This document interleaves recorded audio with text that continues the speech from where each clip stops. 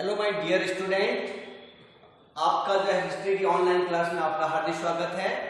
आज जिस क्लास की बात हो रही है वो BA part second year, subject है हिस्ट्री और पेपर है आपका सेकेंड पेपर और वो विषय है वर्ल्ड हिस्ट्री अर्थात आधुनिक विश्व का इतिहास। हमने जो है पहले इस सब्जेक्ट के अंतर्गत सिलेबस का पूरा जो है first, second, third, fourth, fifth सभी यूनिट के बारे में आपको मैंने उनको जानकारी दी है, क्योंकि सिलेबस के बिना किसी भी सब्जेक्ट के बारे में जानकारी नहीं ले सकते हैं। इसके लिए तो मैंने आपको पहले इस सब्जेक्ट के अंदर सारी सिलेबस के बारे में जानकारी दे दी। अब जो है ये जो टॉपिक जो है यूनिट फर्स्ट का जो है टॉपिक है और उसका नाम है पुनर्जागरण अर्थात रिनेशा, यानी आधुनिक विश्व के इतिहास में सबसे इंपॉर्टेंट जो टॉपिक है पुनर्जागरण, जिसकी शुरुआत जो है इसी के माध्यम से यानी विश्व के आधुनिक के इतिहास के रूप में उसका दरवाजा खुलता है।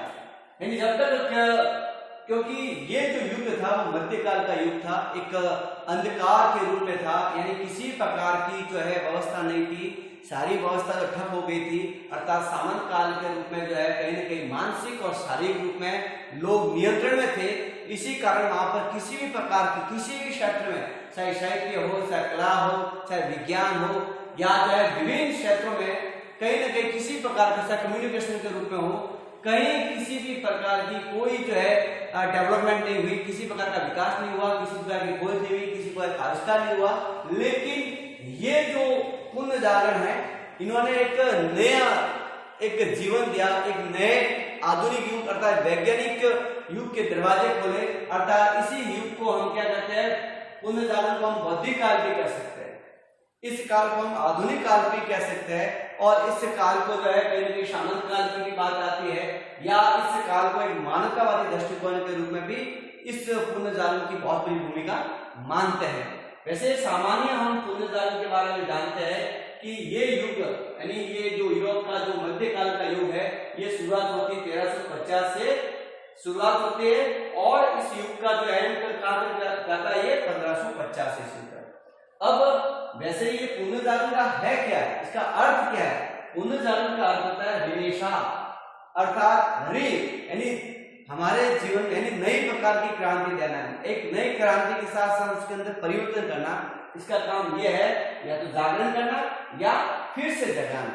यानी जो हमारी जो पुरानी जो व्यवस्था है, हम कहीं ना कहीं जो नियंत्रण में हम काम कर रहे हैं, कहीं ना कहीं हमारी जो पुरानी जो साहित्य है, उस कला है, उसको फिर से डेवलप करना, हमारे देशीय भाषाओं का जो है फिर से उसका उत्थान करना, ये सारा काम किसने किया? पुनर्जागरण ने किया। तो इसका मतलब यह है कि ये पुनर्जागरण जो शुरुआत हुई है या इस बौद्धिक काल की जो शुरुआत हुई है या आधुनिक युग की जो एक विभिन्न प्रकार की खोज के रूप में शुरुआत हुई है, उसका काम यही था कि हमें जागरण करना, हमें नहीं मतलब यूरोप के लोगों को जागरण करना, अर्थात जो नियंत्रण में थे, यानी वहां पर जो है कहीं ना कहीं सारी जैसे पहले जो है अगर तंत्र की बात करते हैं तो राजतंत्र आता है, धर्मतंत्र आता है, या फिर जो है कहीं ना कहीं विचार तंत्र आता है, फिर लोकतंत्र की बात आती है। लेकिन राजतंत्र भी क्या हो गया, इससे बड़ा हो गया धर्मतंत्र के अधीन। जब धर्मतंत्र के अधीन होता है तो कहीं ना कहीं सारी बातें राजा भी उसके अधीन हो जाता है, तो फिर जो है किसी प्रकार का जो है उस व्यवस्था में कोई डेवलप नहीं हो सकता।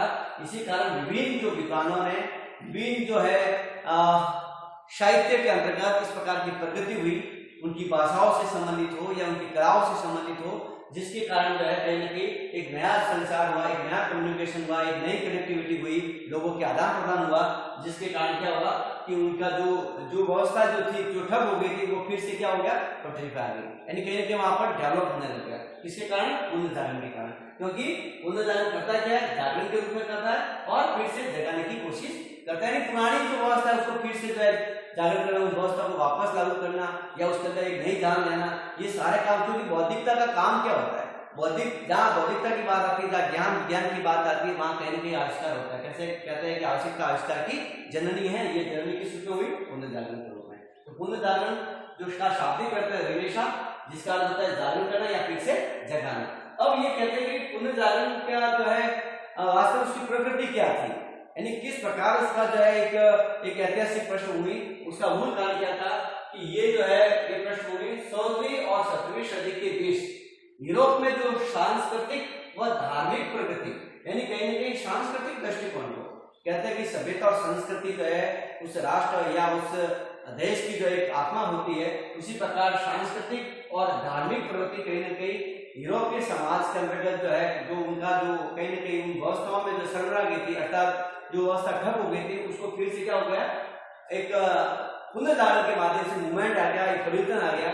तो उस परिवर्तन का जो है मूल, यानी यही परिवर्तन अपना आप में क्या बन गया, एक प्रगति का आंदोलन बन गया। यानी पुनर्जागरण क्या एक प्रगति का आंदोलन है, और तथा युद्ध के अंतर्गत और जितने भी इस काल में युद्ध हुए, चाहे कुस्तुनतुनिया का हो या अरबों का अरबी का आक्रमण हो, तो ये सभी कहीं ना कहीं एक दूसरे का आदान प्रदान से, यानी किसी दूसरे देश का आक्रमण करना, यूरोप के अंदर इस प्रकार की व्यवस्था का होना, मतलब कहीं ना कहीं युद्ध भी एक कहीं ना कहीं पुनर्जागरण के रूप में अपना आप में योगदान मानते हैं। फिर दूसरी बात की बात आती है कि पुनर्जागरण वह आंदोलन था, पुनर्जागरण क्या था, वह आंदोलन था जिसके द्वारा पश्चिम के राष्ट्र मध्य युग से निकलकर आधुनिक युग के विचार और जीवन शैली में परिवर्तन आया। किसके कारण आया, पुनर्जागरण के कारण। यानी मध्य युग के अंतर्गत आधुनिक युग के विचारों का परिवर्तन हुआ। यानी ये तो पश्चिमी सभ्यता है, और जब जो है कहीं ना कहीं एक राष्ट्र की सभ्यता किसी दूसरे राष्ट्र से मिलती है, तो कहीं ना कहीं इस प्रकार की मूवमेंट जरूर आता है, परिवर्तन जरूर आता है। जैसे हमारे मूलों की जो शैली है भारत के अंदर, हम देखते हैं कि भाई मुगल आए भारत के अंदर, तो मुगलों की स्थापत्य कला है, उनकी सांस्कृतिक व्यवस्था है या साहित्य है, वो दोनों का आदान प्रदान हुआ, तो कहीं ना कहीं प्रगति आएगी, कहीं ना कहीं डेवलप होगा, विकास होगा। तो ये विकास किस तरह हुआ, इस पुनर्जागरण के रूप में। फिर जो है पुनर्जागरण अर्थात यूरोप का मध्यकाल है, इसे अंधकार युग भी कहा जाता है। यानी इस युग में कोई विकास नहीं हुआ, कोई आविष्कार हुआ, न ही किसी का साहित्य और कला में प्रगति हुई। इसी कारण जो है किसके माध्यम से हुआ, पुनर्जागरण के माध्यम। अगर ये व्यवस्था जैसे जहाँ किसी प्रकार की व्यवस्था जो है काम नहीं करती है, ठप हो जाती है, कहीं किसी प्रकार की उन्नति नहीं होती है, प्रगति नहीं होती, विकास नहीं होता, आविष्कार नहीं होता है, और ऐसी स्थिति पर भौतिकता की बात आती है, और जहाँ भौतिकता की बात आती है, जहाँ ज्ञान की बात आती है, जहाँ प्रगति की बात आती है, वहां पर कहीं ना मूवमेंट जरूर होता है, परिवर्तन जरूर आता है। तो ये परिवर्तन किसके रूप में हुआ, पुनर्जागरण के रूप में। फिर आता है कि मध्यकाल यूरोप के संकीर्ण विचारों में परिवर्तन करने वाला बौद्धिक क्या है, बौद्धिक यानी ज्ञान के रूप में, सांस्कृतिक के रूप में, मानवतावादी दृष्टिकोण के रूप में, ये सारे जो तीनों जो तत्व है कहीं ना कहीं इस आंदोलन को एक पृष्ठभूमि देने में इन कारकों का बहुत बड़ा योगदान मानते हैं, और इसी तीनों कारकों के कारण इसको क्या कहा जाता है, पुनर्जागरण कहा जाता है। यानी एक नया मूवमेंट, एक जैसे हम पुनर्जागरण को एक धर्म के रूप में बात करते हैं, तो ये अपना आप में क्या है, प्रोटेस्टेंट का भी बात है, या मार्टिन युग भी कह सकते हैं, मार्टिन लूथर का युग भी कह सकते हैं। फिर आता है कि वे पुनर्जागरण के ऐसे कौन से कारण थे जिसके कारण इसकी पृष्ठभूमि बनी, कहीं ना कहीं ये जो है उसका उदय हो गया, या इसका जो है सर्वप्रथम जो है पुनर्जागरण का उदय यूरोप में क्यों हुआ, या यूरोप के अंदर जो है शुरुआत कहाँ पे, इटली में क्यों हुई, इसके मूल कारण क्या थे, ये सारे कारण। तो उसका पहला कारण क्या है, धर्म युद्ध। धर्म युद्ध का मतलब ये है कि यूरोप जो है, यूरोप में जो जिस धर्म की मैं बात करता हूँ वह है ईसाई धर्म, और ईसाई धर्म के जो संस्थापक है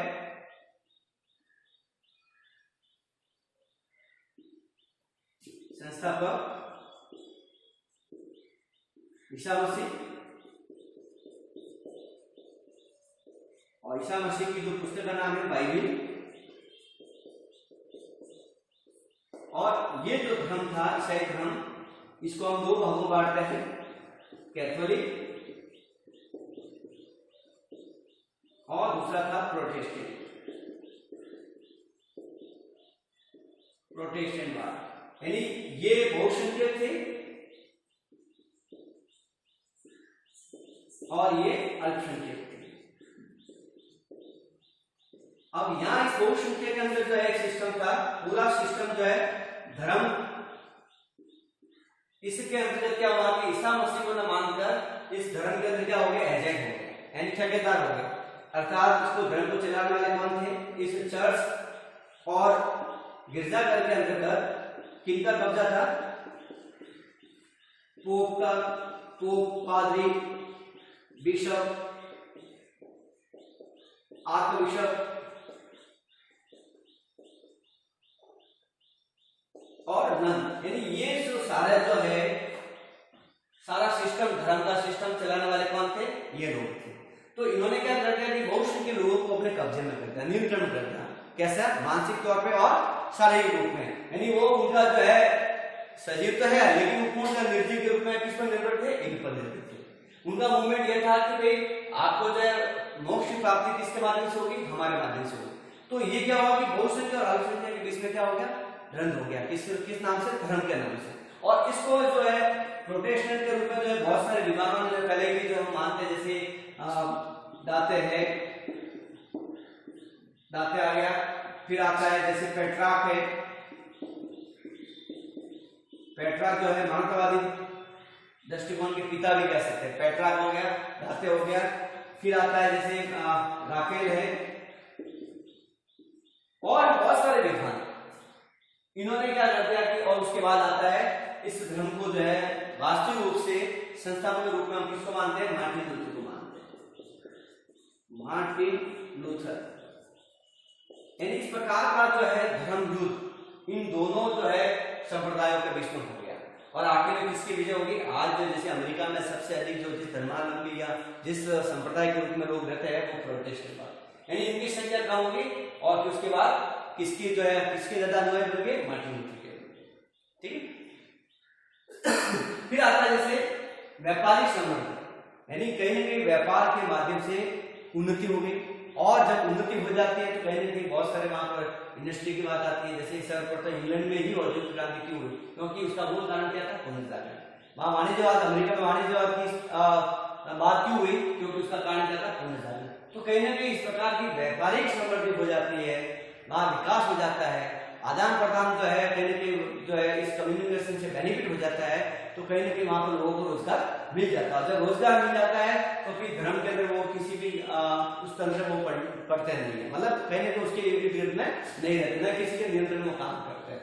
फिर आता है कागज और छापाखानी का आविष्कार, यानी कहीं ना कहीं मुद्रण जो है पत्रिका है या पत्र पत्रिकाओं का जब आविष्कार हो जाता है या कहीं ना कहीं उसकी खोज हो जाती है या प्रिंटिंग हो जाती है तो वो आम आदमी के पास वो बातें चली जाती है। तो फिर क्या हो जाता है? क्रांति की बात आती है, एक नए आक्रोश की बात आती है, कहीं ना कहीं एक राष्ट्रवाद की बात आती है, या कहीं ना कहीं स्थानीय बातों को या स्थानीय भाषाओं को जो है महत्व दिया जाता है, या उनके साहित्य के बारे में, कलाओं के बारे में उस बात को लिखी जाती है। तब क्या हो जाता है? राष्ट्रवाद की बात आती है, कहीं ना कहीं जागरण होता है या कहीं ना कहीं फिर से जगाने की बात सामने आ जाती है। फिर आता है प्राचीन साहित्य की खोज, यानी जो साहित्य इस धर्म तंत्र के रूप में उसको दबा दिया गया था, या रोमन या कैथोलिक रोमन या इस प्रकार की जो मिस्र की रोम की सभ्यता है, यूनान की सभ्यता है, जो पुरानी जो है जिस मान्यताओं के अकॉर्डिंग चल रही थी, तो कहीं ना कहीं इन लोगों ने जब उस तंत्र को, उन व्यवस्था को क्या कर दिया, मतलब उसको दबा दिया गया था। तो जैसे ही पुनर्जागरण की बात आई तो फिर कहीं ना कहीं नए साहित्य की खोज बात हो गई। जैसे पेट्रा की बात आती है, दाते की जो पुस्तक का नाम है डिवाइन कॉमेडी है, या राफेल है, या कैप्लिन जो है उन्होंने जो है एक ग्रह के बारे में बताया गया। तो ये सारे जो है कहीं ना कहीं इस प्रकार के विद्वानों या इस प्रकार के जो दृष्टिकोण देने वाले लोगों ने कहीं ना कहीं किसके रूप में हुआ? साहित्य के रूप में हुआ। फिर आता है कुस्तुनतुनिया पर तुर्की का अधिकार, यानी जब कहते हैं कि यूरोप का जो ईसाई धर्म का जो या जितने भी जो धर्म के धर्मावलंबी जो थे वो जो कहाँ रहते थे पहले, यानी जितनी भी उनका साहित्य था, उनकी सारी जो पुस्तकें थी वो कहाँ पर थी? कुस्तुनतुनिया पर। और यहाँ पर क्या हुआ कि जैसे तुर्कों ने वहां पर आक्रमण किया 1453 ईस्वी में, तो वहां पर क्या हुआ कि बहुत काफी जो है नुकसान पहुंचाया इन्होंने, उनकी साहित्य को जला दिया गया, वहां जितने लोग उनको मार दिया गया, या कहीं ना कहीं इस प्रकार की स्थिति ऐसी हो गई कि वो यानी सभी तरह से उसको तहस नहस करने में पूर्णतया भूमिका किसने निभाई? तुर्कों ने निभाई। तो फिर वहां से जितने भी विद्वान थे वो कहाँ आ गए? वापस रोम आ गए। यानी पोप का जो मुख्य ठिकाना कुस्तुनतुनिया की जगह अब कौन सा स्थान हो गया? रोम हो गया। ठीक है। तो यहाँ पर जो है कहीं ना कहीं जैसे कहते हैं कि हमारा जो सबसे प्राचीन केंद्र जो है शिक्षा का केंद्र कहाँ था? नालंदा था। उसी प्रकार एक शिक्षा के दृष्टिकोण के रूप में, ज्ञान के रूप में जो यूरोपीय समाज का जो मेन जो पॉइंट था वो था कुस्तुनतुनिया, और वहां पर किसने आक्रमण कर दिया? तुर्कों ने आक्रमण कर दिया। फिर जो नेक्स्ट पॉइंट है अरबों का योगदान, यानी कहीं ना कहीं अरबी और यूनानी और रोम सभ्यताओं का एक दूसरे का कम्युनिकेशन हुआ, आदान प्रदान हुआ, इससे भी काफी जो है कहीं ना कहीं ज्ञान की बढ़ोतरी हुई और कहीं ना कहीं लोगों एक दूसरे को जानने लगे। कि भाई ये क्या और हमारे यहाँ पे इस प्रकार की व्यवस्था क्यों हुई, ये भी एक बहुत बड़ा कारण है पुनर्जागरण के उदय के रूप में। तो ये सारी बातें जो है कहीं ना कहीं किससे जुड़ी हुई है, पुनर्जागरण से जुड़ी हुई है। तो मैंने जो मोटे तौर पर पुनर्जागरण के अर्थ के बारे में, उसके महत्वपूर्ण कारण के बारे में और किन लोगों का योगदान रहा, ये सारी बातें जो है इससे जुड़ी हुई है पुनर्जागरण के बारे में। अब जो है जो भी बातें होंगी तो पुनर्जागरण के परिणाम और उसके महत्व के बारे में। Thank you.